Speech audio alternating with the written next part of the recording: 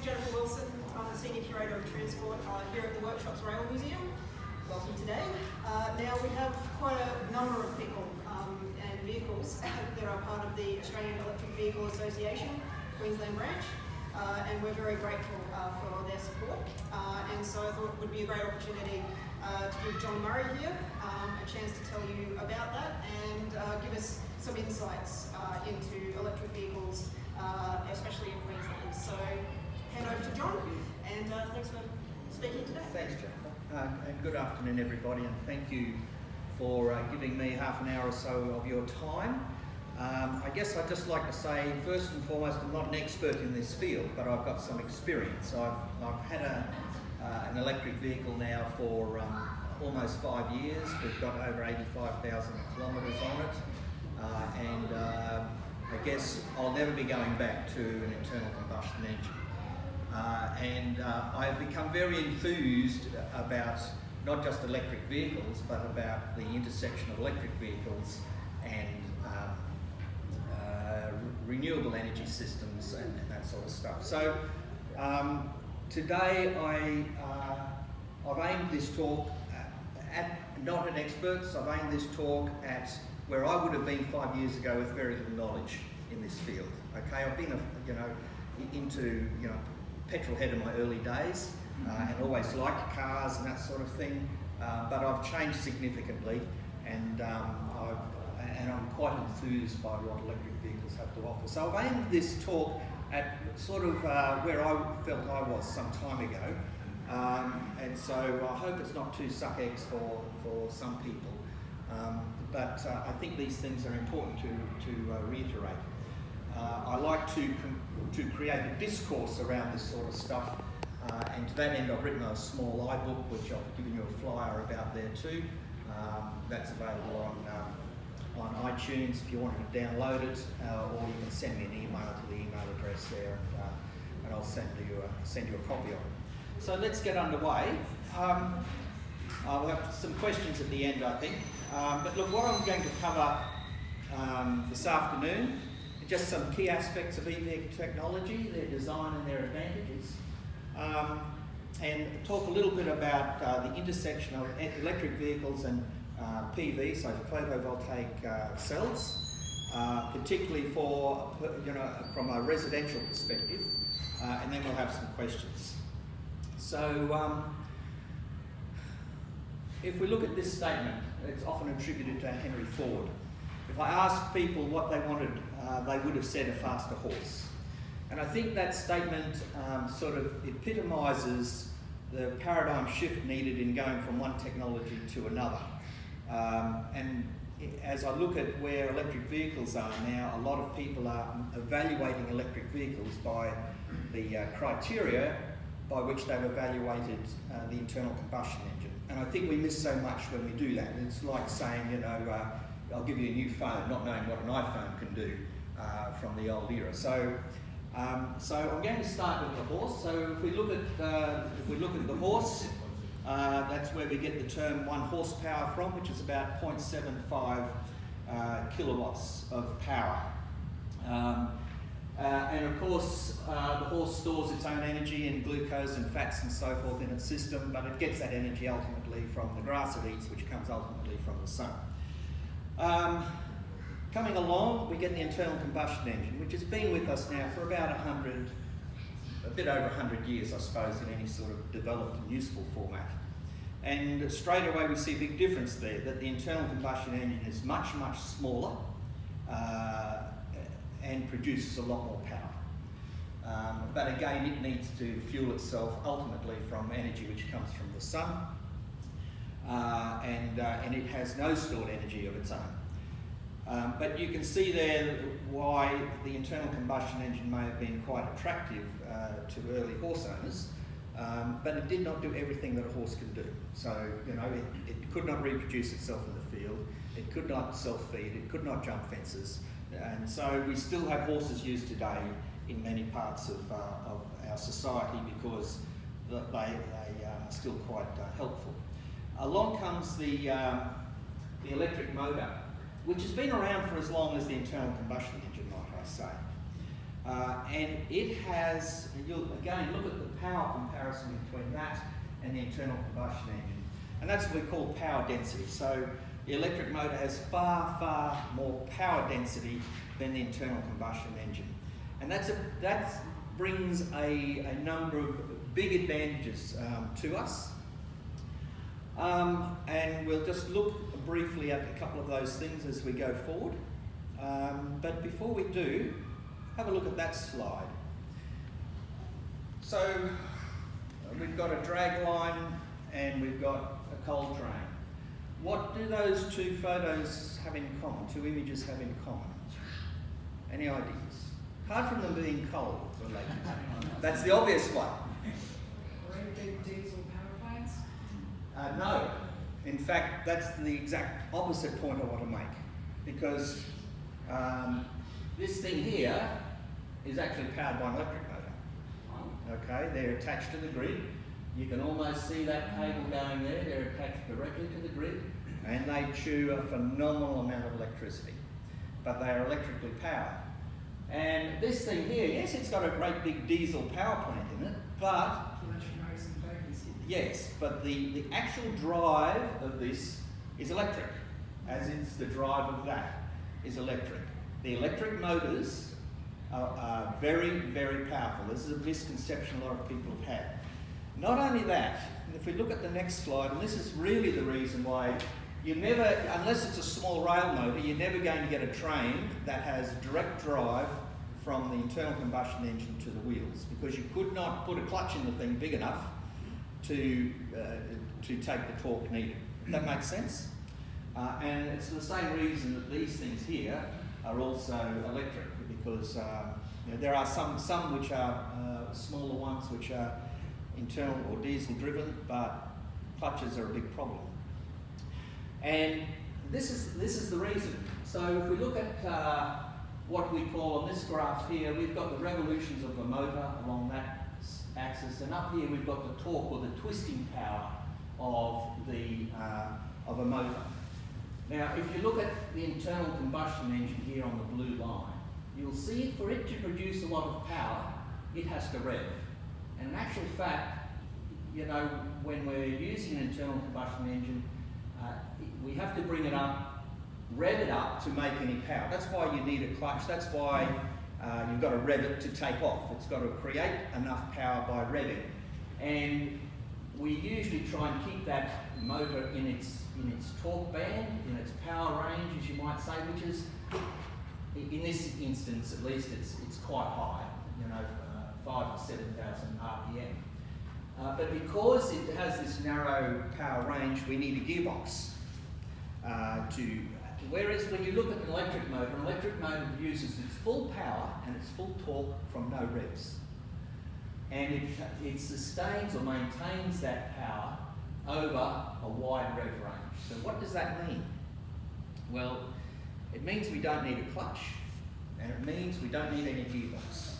So when you're looking at all the electric vehicles out there, some of the home ones will still have their gearboxes in them, but all the manufactured ones do not have a gearbox or a multi-speed gearbox. They might have a single reduction gear, but they don't have a multi-speed gearbox.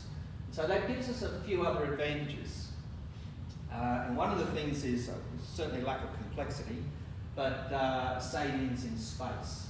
And so by looking at this here, this is a sort of powertrain from a Tesla. You'll notice it's got two motors, one in the front, one in the back, and you'll notice that there is almost no need for big radiators, big transmissions, and so on and so forth. So that creates a whole lot of design efficiencies in building an electric car, because it just creates more space in the car for the footprint of the car, if that makes sense. It also means we can run two motors, and in a lot of the performance electric cars now we're getting four motors, one per wheel. So that again creates other advantages, which I won't go into here. So relative to the internal combustion engine, electric motors, they're about 4 times more efficient. Come to that shortly.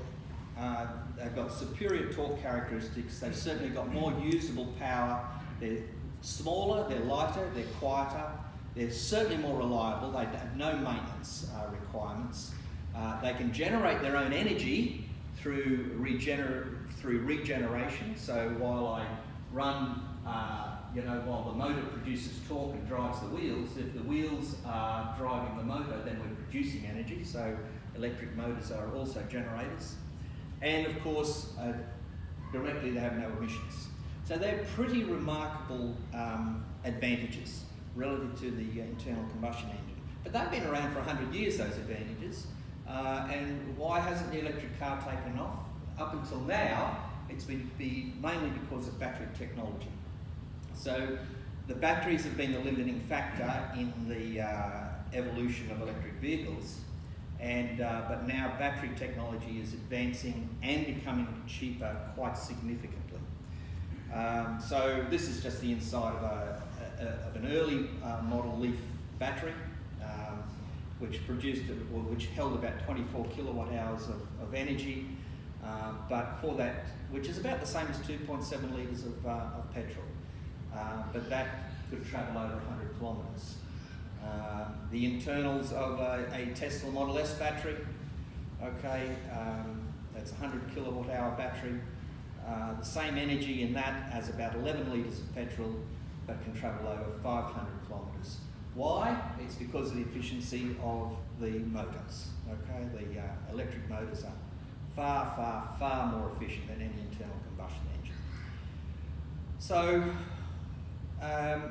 why, with this technology, why aren't people immediately buying EVs now? The issue is not a factor of the technology, it's a factor of cost. The range, and I don't think range is a factor that we're even hardly talking about now when it comes to electric cars. New electric cars, the Kona, there's one out there, new electric Kona, it's got a 450 kilometre range. I mean, that's more than what my old Subaru had. And it basically costs you nothing to drive. It's still an expensive car relative to its equivalent, but the whole of life costs are certainly a lot cheaper. Range is a function of battery capacity, or amount of energy we can store in the battery, and battery capacity is a function of cost at the moment, which is the only thing which is preventing a more rapid transition to electric vehicles. Having said that, if we look at this graph from the US Department of Energy, and there have been a number of other studies done by reputable journals and so forth around the world about the changes in battery technologies, and the two things we note there. One is that the costs have come down remarkably since about 2008, which is when the first Tesla Roadster was produced, 2008, about 10 years ago. That was $250,000 to buy one of those cars in Australia. Now, the cost of batteries has come down remarkably. Here we are here, about 2019, and we can see moving forward only a few years away, the cost is going to be significantly less again, which is going to make the cost of a new electric car significantly less. Not only that, what we call the energy density, or the amount of energy we can store in a battery, has been increasing. You can see that since the Tesla Roadster was manufactured, then the energy density has virtually doubled.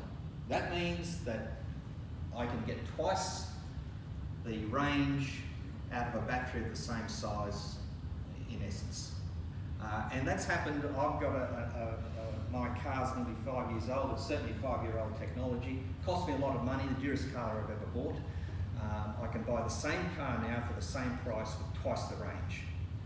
So it's already, we have already seen that transition happening. And that's within 5 years. It's actually quite a remarkable shift that's going on. From Bloomberg New Energy Finance, they predict that by 2024, 2022, the cost of an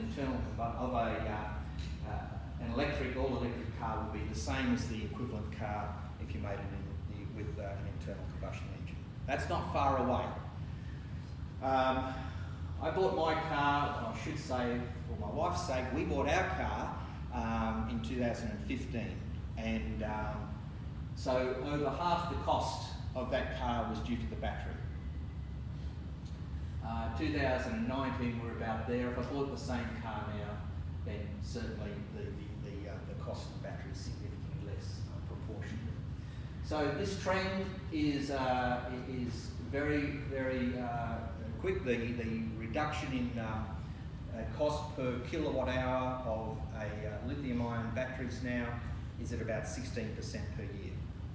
So that means that, I guess what it does mean is the longer you hold off to buy your new electric car, the cheaper it's going to be. But having said that, I'm pleased we bought ours when we did, because we've had 5 years of free, and I mean absolutely free travel. Travelled over 85,000 kilometres so far out. So if we look at this chart here, which I put together, this just looks at or graphs out the correlation between the price of a car and its range. And so we see that this line through here plots out, or it gives the averages between costs of these vehicles here, which are all available in Australia, and their range. And of note, so the closer up to this corner we get, the more range we get per dollar. Okay, and you'll note that the two cars coming out this year, the Model 3, which is here this month, and the Hyundai Kona, have the best value if you're looking at dollars for range. Okay? And so this trend is absolutely just a function of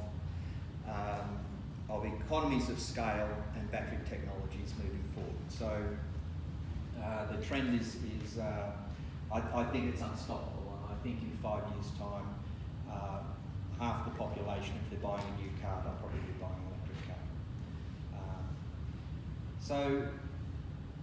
Just moving on a little bit, this is a common question. Everybody who's got an electric vehicle gets asked this question. It's the wrong question. It's a question that comes from the horse era, or from the fossil fuel paradigm. Okay, and I put the picture of the phone up because one of the common responses is, well, how long does your phone take to charge? Most of us don't know, because we plug it in when it's convenient and we pick it up when we need it, and it's got adequate charging. And living with an electric car, it's the same sort of paradigm. We'll plug it in at the night time, drive off in the morning, and it's fully charged. I don't know when it stops charging, I just know it's fully charged in the morning. So for 95% of the charging, it doesn't matter. There's a YouTube clip which looks at the Model 3 and why it's going to, well, it's already disrupted the global auto industry, I think. But this fellow is an engineer, Julian Cox, and he says it just doesn't make any sense to be asking that question. He says the ability to fuel an internal combustion engine car rapidly, only it just comes from a misunderstanding of the paradigm of the electric car. I think the question perhaps should be, how quickly can it charge? Because if I'm doing a long trip in my car and I need to stop before I get to my destination to refuel, so to speak, then I want to know how many kilometres per hour I can charge that car at. And again, already their technology is there. So this is a 4-year-old Tesla charging at a Tesla supercharger station, and you'll notice that it was able to get 428 kilometres of range for every hour of charging. Okay, that's not bad. So this is I went to Sydney with my brother, who has one of these cars. We stopped at Port Macquarie as our first stop. We had lunch, we came back, the car was charged, we drove on to Sydney. We got to Sydney as quickly as you would have done in an internal combustion engine. So the issue is not how quickly it can charge, the issue is not how long does it take to charge, the issue is how quickly can it charge. But we only need to worry about that, when we're going on long trips. I love looking at this here. I mean, our normal house is 15 to 20 amps. There's a lot of current going into that car at that time. And might I say that this is old technology now, the new Porsche Taycan, which I'd assume most of us are never going to be able to afford. I'm sure I won't. It can charge it up to 350 kilowatts, which is a phenomenal rate of charging. So I think that question, a little bit like the question of range, is in this day and age almost a defunct question. So now I would like to just touch on what really rose my boat more than anything else around electric vehicles. And this is the freedom from fossil fuel locking. I'd use the term fossil fuel locking quite a bit because once you buy an internal combustion engine, you are locked in to probably paying $5,000 a year to refuel it and to maintain it. Depends on your mileage, of course, but it's just like signing a cheque that you can't get out of for $5,000 a year or thereabouts. That's what I call fossil fuel locking. Whereas when you have an electric car and you can charge it from your own rooftop, then you are really, it's quite a satisfying experience. So I'll just talk just briefly about our experience with our car. So we've got this system. So we've got 5 kilowatts of solar panels on our roof, and we've got a house which is grid connected, and we take electricity from the grid to the house, and we can export electricity from the house to the grid, and we can also charge our car from the photovoltaics via the house, so that's basically the system we've got at the moment. Looking at what we have found over the years, so we bought the car here, autumn 2015. So on this graph, and I know it's very busy, but I'll give you a simplified version shortly. I've got here our quarterly accounts. I've taken this from our quarterly accounts. So the blue is what we use in our household, the green is what the car uses, and the gold is what the 5 kilowatts of photovoltaics produce in that quarter. And so you'll see here that when we first had the car was meaning that we were actually using more energy than we were able to produce.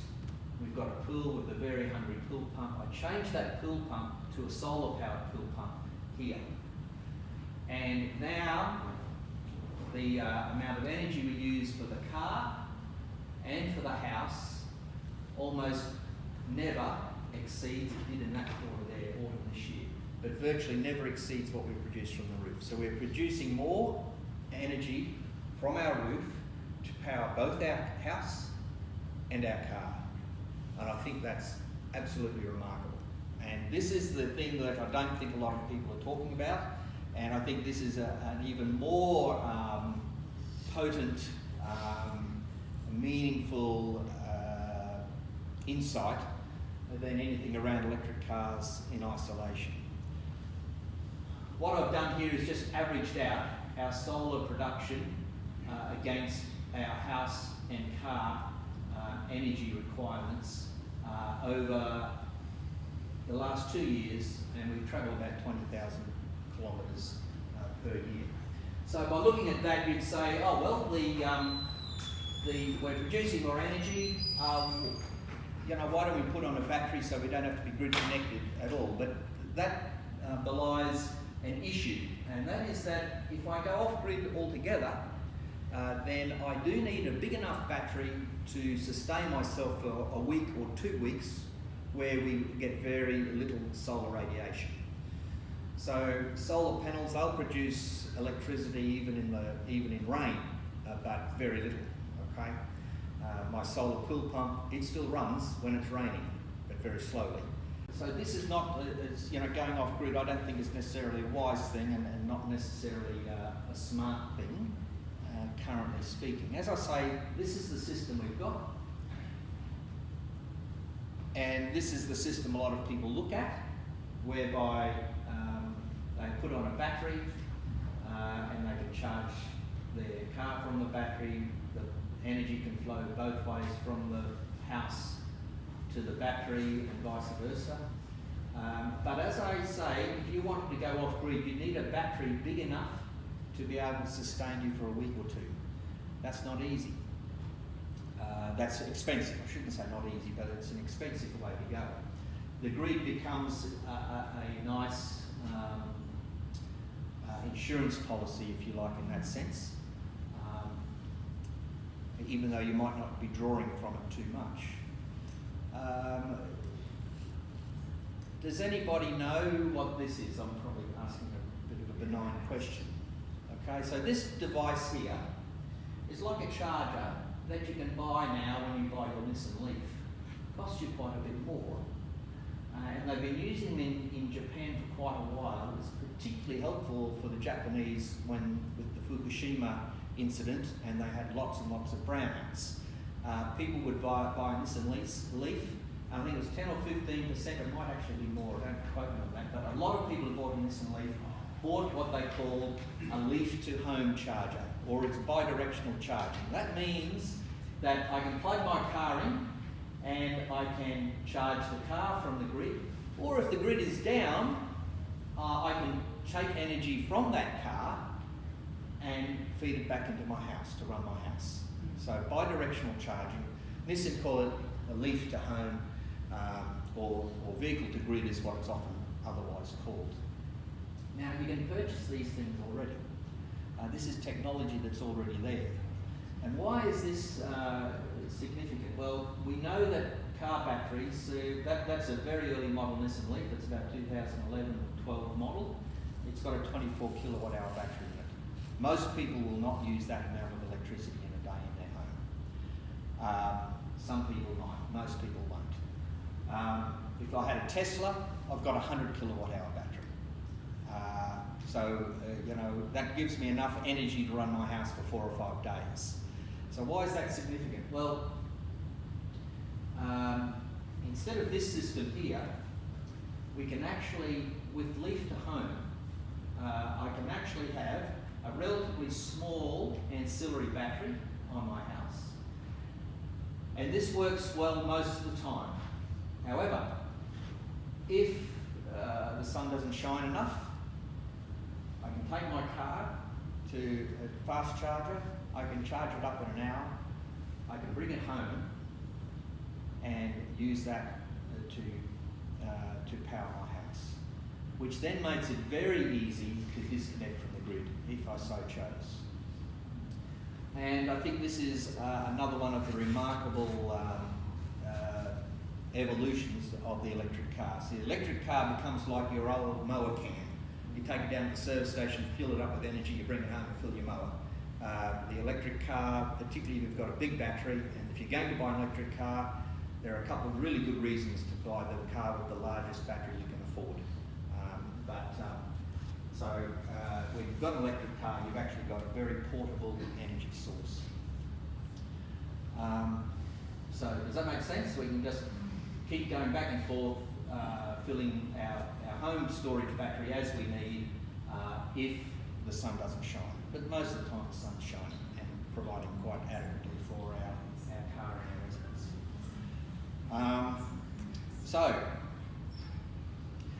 I'll just take this quote from a fellow online, Peter Norby.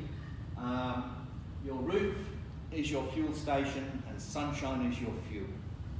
Just stop and think about that for a moment. I think that is remarkable. Okay? You can produce enough energy for your house and your home from your rooftop generally. Never before has it been possible for homeowners to generate their own clean, emissions-free energy to power both home and cars that is less expensive than, more efficient than, and more convenient than fossil fuels. And that is a remarkable evolution in my terms. One of the things about fossil fuels is that they need economies of scale to be cost effective. And I've termed this word stupid energy pathway. So if you You know, people look at the CO2 emissions from their cars. Most people won't know what the CO2 emissions are from their cars, but they think that's the only cost. But you've got to look at the whole energy pathway to get that fuel to your car is also emissions intensive and dollar intensive. So there's the sourcing of it, there's the transport of it, there's the refining of it, and what a lot of people don't realise is the refining fuel takes a lot of electricity and is usually sought from coal-fired power, so there are pollution costs there as well. And then there's the transport again, and then you've got to sit and wait to line up to fuel your car, then you've got to line up to pay, and then there are the emissions which actually come from the exhaust of that vehicle as well. So all the way through that pathway are emissions and are costs involved. And when you compare that to what I would call a smart energy pathway, then this is clearly the future. Not just on emissions grounds, on practicalities and on cost grounds. And the costs are continuing to fall. Just a couple of things before concluding and taking any questions if you like. I thought I'd put this in. This is a definition from the fellow who coined the term disruptive innovation. And we've all heard of disruptive innovation these days, and you know, different technologies disrupt old business models and so forth. So this fellow, Clayton Christensen, said that a disruptive innovation is a phenomenon by which an innovation transforms an existing market or sector by introducing four things: simplicity, convenience, accessibility, and affordability, where complication and high costs are the status quo. Initially, a disruptive innovation is formed in a niche market that may appear unattractive or inconsequential to industry incumbents, but eventually the new product or idea completely redefines the industry. And if you look at the electric car relative to the internal combustion engine, it brings simplicity, it brings convenience, it brings accessibility, and very well, I would argue now that it is, over the life of the car, it's more affordable. The initial upfront cost is still a hurdle for a lot of people, and I get that. But it is, within 5 years, it will be just as affordable as an internal combustion engine as well, which can't really reduce in cost anymore because I've already taken advantage of the economies of scale, which the electric car is yet to do. So, so I'm very optimistic about the future when it comes to this sort of technology. You know, one of my big motives is I've got 4 grandchildren now, and I'm really concerned for the future that we leave to them. I have been a great polluter over my time. I've enjoyed internal combustion engine cars and drag racing and all sorts of great fun without having to pay the cost. And now I'm sort of to the point where I'm feeling I need to give back a little bit. So look, thank you for your time. I love this quote from Gandhi: "You must be the change you want to see in the world." And I find that the more I try to live to those values that are important to me, at least, the more satisfaction and fulfilment I find. And this is just a little book that I've written, so you can download that on iTunes if you like. It's free, or those flyers I've given out have my email address, so you can send me an email, and I'm happy to give you a Dropbox link to the PDF version. So